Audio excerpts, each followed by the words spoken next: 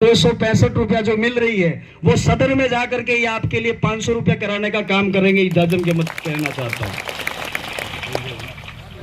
एक पीएम आवास की योजना आती है, वो योजना में हम लोगों को ₹1,48,000 दिया जाता है। हम पिछले दिनों जहां भी भाषण करने जा रहे हैं वहां आप ही के मुद्दे उठा रहे हैं। 1,48,000 में आज की तारीख में इस महंगाई भरे देश में ये बनाना संभव नहीं है। आप विधानसभा में जाएं, जा करके इस 1,48 को 5 लाख कराने का काम करेंगे तो ये जनता मकान बना पाएगी अपना। बातें बहुत सारी है दोस्तों, अब की बार वोट बिगड़ने मत देना।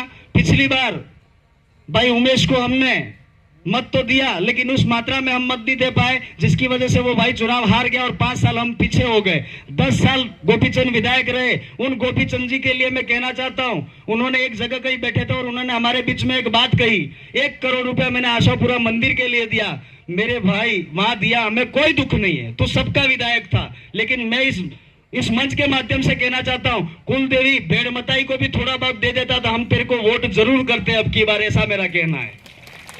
10 साल तुमको परख करके देखा, तुमने हमारे हक अधिकारों के लिए कभी आवाज नहीं उठाई।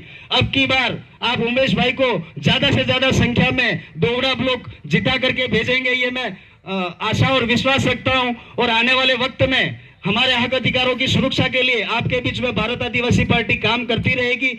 आधी रात को कभी भी काम पड़े, हम डूंगरपुर में रहते हैं, दिन रात आप लोगों के लिए काम कर रहे हैं। पिछले 5 साल जो बीते हैं उन 5 सालों में हमने आप लोगों के लिए क्या काम किया, क्या नहीं किया, यह आकलन करके उस दिन वोट देने जाना।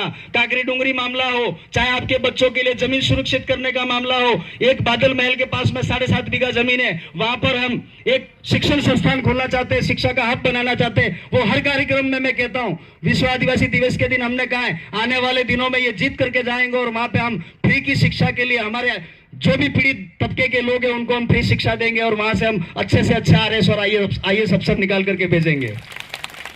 दोस्तों, वक्त है उन सभी बातों का बदला लेने का। ये मैं बार बार इसलिए कह रहा हूं, हम किसी को मार तो नहीं सकते, हम किसी से झगड़ा नहीं कर सकते, हम देने वाले लोग हैं, हमेशा देते आए हैं। आज हमको इन सरकारों ने मांगने वाला कर दिया, इसका परख करने की आप लोगों को जरूरत है। बातें पहले भी बहुत सारी हो चुकी है।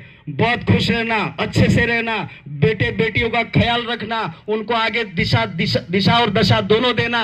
और नहीं बोलोगे, आने वाले समय में आदिवासियों का भविष्य सुरक्षित नहीं है। हम पूरे भारत में घूमे हैं पिछले 5 सालों में, जहां जहां गए हैं वहां पर इन आदिवासियों के साथ में अत्याचार ही हो रहा है और ये दोनों सरकारें मिलकर के अत्याचार बढ़ा रही है। आप लोगों का भविष्य खतरे में है। इस खतरे को बचाने के लिए हम भारत आदिवासी पार्टी आप लोगों के बीच में लाए, इसकी लाज रखने की जरूरत है और ज्यादा से ज्यादा संख्या विधानसभा में भेजने की जरूरत है। इन्हीं बातों को कहते हुए आप बड़ों का सम्मान करेंगे, अपनी बेटियों के सामने, बेटों के सामने नशा नहीं करेंगे, ये आज प्रण लेकर के जाए इस भेड़मताई के प्रांगण में।